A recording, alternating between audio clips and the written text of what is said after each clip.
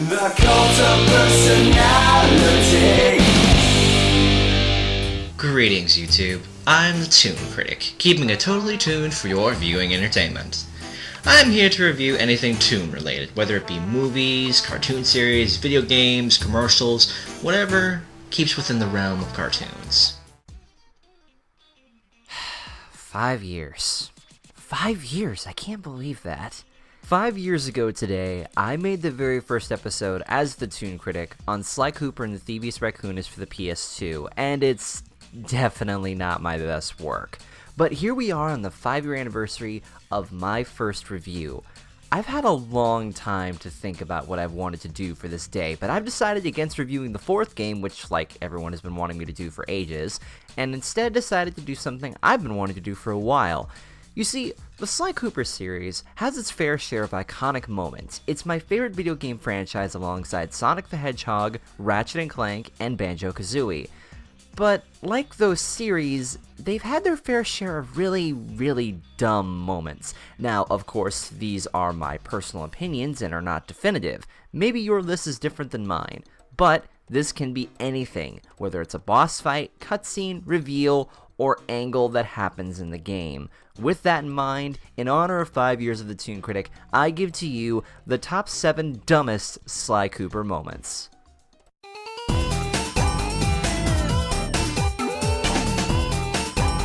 Number 7.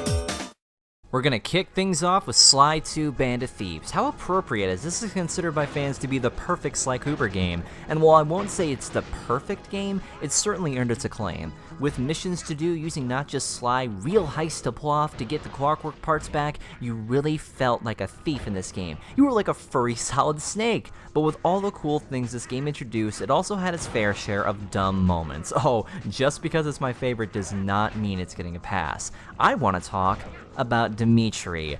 His personality and voice are grating on the ears, as well as his attempts to be cool that just come across like a wet noodle. Embarrassing, just like his boss fight as well. Now, I could put his boss fight, or just him in general, but for number 7, I'm going with this.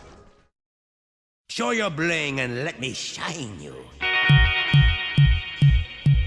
For 100% completing Sly 2, you get this. No, that's fine. You know, I spent hours getting every bottle and getting everything possible, and I get a music video from one of the most annoying characters in Sly Cooper history that I could easily just look up on YouTube.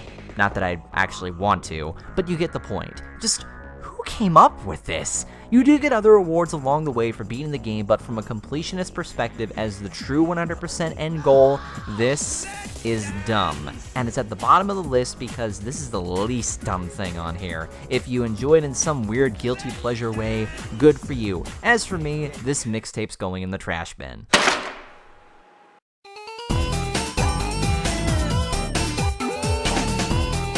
Number 6. The first Sly game is by no means perfect. It served its purpose with introducing the characters, the story, and overall what Sly was capable of. While it's not my favorite, I bought this game with my own money at a Blockbuster after I kept renting it over and over. I was in love with this game, so when it came time to decide what dumb moment should be up for the first Sly game, well, it wasn't easy. Do I put the Ms. Ruby DDR-inspired boss battle on here? Do I put the laughably bad sock puppet lip-syncing for the characters? No. Number 6 on this list goes to every single Murray mission. On one hand, you have a few missions where you need to defend Murray from getting shot at from enemies, which isn't very fun to begin with. Seriously, why doesn't Sly just do this? But on the other hand, the driving levels. These missions are some of the most frustrating and tedious parts of the game. The controls are wonky and clearly feel like they don't belong in this game, and both races, the AI is ruthless in both of them. If you can figure out how to get around these bozos, good for you, because as long as I've been playing it, I've been able to beat these levels with not as much difficulty as before. But for new players, they're gonna hate these levels, especially when your real only way of winning this is to get as many boosts as possible, but the AI knows this and steals them before you can get your hands on them. And do not get me started on the missions on the Cold Heart of Hate, especially with Burning Rubber. That level can drive right off a cliff because the difficulty goes into overdrive and doesn't look frickin' back, pun frickin' intended. But you know, at least with 2 and 3, they gave Murray something to do. I love playing as the Rock, the Murray now, so at least Sucker Punch learned how to use the big guy properly. It's not like Murray's done stupider things. Are you sure about that?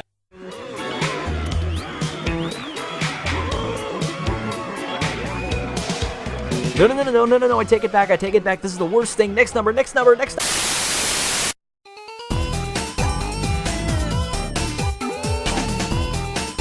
Number 5. One of my favorite things about the Sly Cooper series is the literal cops and robbers trope relationship between Sly and Inspector Carmelita Fox. They're one of my favorite couples, and I love the chemistry and catch-me-if-you-can relationship they have. It's good to see the little glimpses into how real their relationship is because you can tell that they don't hate one another. Obsession on the job leads to romance, occasionally, and also leads to plenty of I ship it moments from these two. The kiss at the end of Sly 1, the ending of Sly 2. It's genuine and even a bit cute, and we all thought by the third game things would finally move forward. But they didn't. In Sly 3, they throw that right out the window. Oh my god. They hit the reset button on the progress with Carmelita suddenly being all cold and bitchy to Sly. So forward. What happened to the demure girl I used to know? She grew up and stopped taking grief from guys like you. Guys? Wait, seriously? And then, of course, you add on later with the ending to Sly 3. And then what happens later on with how the relationship suddenly turns into a soap opera on, Sly 4. And on top of that, her personality keeps shifting as much as she keeps swapping voice actresses. Like, seriously, have a listen. This pistol packs a paralyzing punch. You ought to try it. Might snap you out of your crime spree. Really? Then who broke in last night and made off with all the clockwork parts? You've got the motive. Here. Sly Cooper. You no good lying thief! I'm locking you up for good! Number 5 on this list goes to Carmelita Fox as a character with her inconsistent personality and her voice flip-flopping more than Sparks' did in the Legend of Spyro series. Carmelita is supposed to be a take-no-prisoners, rugged, badass cop that's earned our respect, and they didn't have to mess with that in games 3 and 4. Flip-flopping from, I hate you, I love you, I can't stand you, oh I hate to love you. It's dumb, it's complicated, and it bothers me to see a character regress like this. Though part of me still loves the Sly Fox ship, and it was able to get itself back on track eventually, it really shouldn't have had to.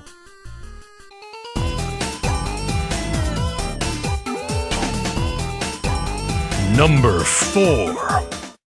Let's jump back to Sly 2 for number 4 here. I already mentioned Dimitri as one member of the Claw Gang, and as a whole, the Claw Gang were a formidable force. Rajan, the Contessa, Jean Bisson, Nayla, they each at least added something to the table with their plans for the clockwork parts, but as you played the game, you wanted to know more about the mysterious Arpeggio. This guy was the ultimate mastermind, pulling the strings with this gang and with Nayla inside of Interpol. But only near the end of the game do you see Arpeggio's true intentions, and what ends up happening? Nayla double crosses him, and then...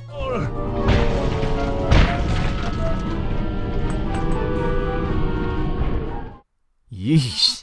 So what you're telling me, game, is that with barely any screen time and time to establish himself as a villain, Nayla upstages him and makes him pointless. GG, buddy. G freaking G. And on top of that, this whole plan for getting the clockwork parts was just because Arpeggio couldn't fly and he was too small to ever develop. He wanted to feel big and to take over the world. Jeez, you don't see Scootaloo getting into a big mech suit bent on world domination, do you? I didn't think so. Arpeggio may have gotten the whole plan together, gotten everything all laid out. I can commend him for creating all of this, but he has little to no screen time to do anything, and you don't believe that he's a competent threat. Hell, Dimitri is more of an interesting character than him, and that's like double the dumb. It makes him look weak, and for the sake of the twist that ended up happening while it was initially cool, it instantly dies on 2 words. Hate ship. What Hot Topic wearing, Mountain Dew drinking, weeaboo katana swinging, Yu-Gi-Oh binder in the closet, Tumblr plugging edgelord came up with this? At least the Clockla battle makes up for it a bit for this twist, but Arpeggio, underwhelming is thy name.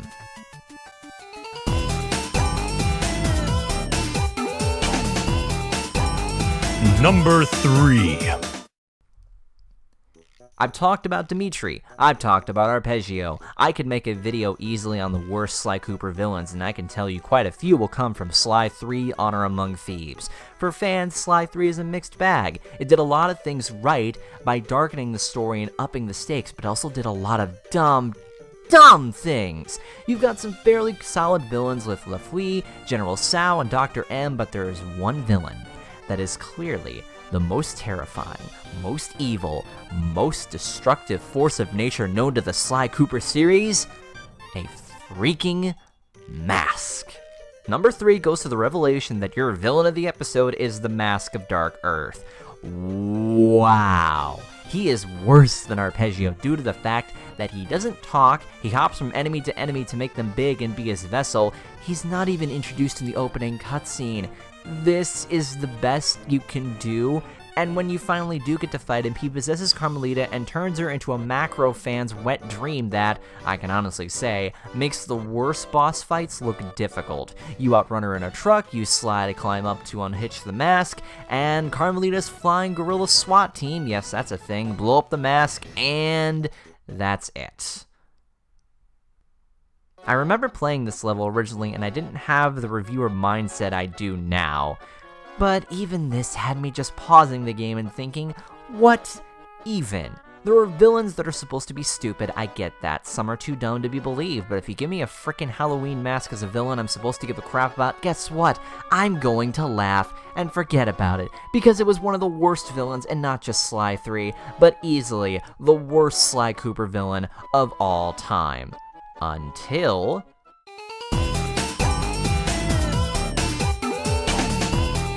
Number 2. It pains me that the time I finally get to talk about Sly 4, it's produced 2 of the dumbest moments in the franchise's history, which astounds me because Sly 4 was so worth the hype. I bought this game day 1 and blasted through it, awestruck, truly happy to see a sequel for this. It was everything I had asked for. The cutscenes looked good enough to be a TV series. They kept the original controls and changed very little. The redesigns looked awesome. Well, almost all of them. And the time travel story kept me invested the entire way. At least up until episode 4 of Mice and Mac. When the gang travel back in time to the medieval era, they come across this evil mechanical Black Knight, only to discover that it's actually an exosuit being piloted by Penelope. I have several questions. You mean to tell me that the RC Specialist Tech Whiz Sly recruited from the last game, voiced by Freddy freaking Fish, mind you, that fell in love with Bentley and set up the premise for the 4th game is actually unmistakably a villain? Okay, number 1. Why? Her motives are about trying to free Bentley from Sly's grasp, and in her own self-righteous mind, she's, well, right. There's no indication of this at all in the last game, meaning that this comes right out of left field and throws her credibility out the window. Number 2, did they really not have time to make up a new villain? A generic Black Knight could have probably worked, right? Ooh, touché, never mind. But still, there's tons of ways you could make a villain here. It could have been literally anyone but Penelope. And number 3, why didn't I see this coming? She's not a stranger to being a villain, as we saw in Sly 3 as the Black Baron, but redoing this again just comes across as sloppy, and, word of the day class, dumb. You're taking a perfectly good character that clearly we didn't know very well, being inserted into a role that comes off as so out of character that it isn't believable. This reveal shocked me so much that once I finished the episode, I took a break from the game. It left a bad taste in my mouth. And that would have been it, right? Well, we've made it this far. We're only at number 2. What can possibly be stupider than this? Before we get to this last one, I want to talk about the Sly Cooper movie trailer as an honorable mention. Why is it on the list? Because if this is going to be your pitch, to show what a Sly Cooper movie can be, I have one question. Where the hell is Kevin Miller? You know, the guy who practically is Sly, his main voice. I mean, no disrespect, of course, to Ian Corlett, but leaving Kevin off was a mistake. If there's a reason, I'd love to know it. And then with the Unfortunate failure of the Ratchet & Clank movie, Rainmaker Studios, the same people who are making this movie, will probably look at the Sly movie and be very wary and unsure if it'll work. This movie was supposed to come out this year. Now we hear it may come out in 2018, maybe 2017, or maybe it'll just be stuck in production hell. If the movie can get Kevin Miller back and get the ball going, great. So I guess for this is sort of a half-dumb moment. Alright, let's hit the old recap before we get to number 1. Number 7, the Greasy Sweet Remix. Number 6, the Sly 1 Murray Missions. Number 5, Carmelita the Flip Flop. Number 4, Arpeggio Does Nothing and Dies. Number 3, The Mask of Dark What? And number 2, Penelope's Heel Turn.